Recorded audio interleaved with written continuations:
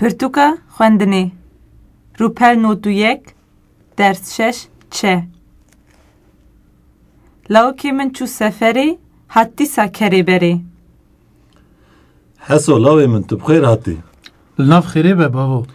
Tu kengê ji seferê vegeriyayê? Doyê varê. Tu çûbûyî ku derê? Ez çûbûm Ewropayê. Ka ji bavê xwe re bêje, tu li Ewropayê pir geriyayî? Na welle. Tenê li Parîsê. Tenê Parîs? Belê, tenê Parîs.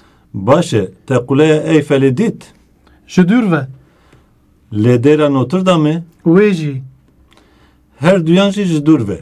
Belê, her duyan jî ji dûr ve. Lê çemê senê te wî jî dît? Te got çemê sen?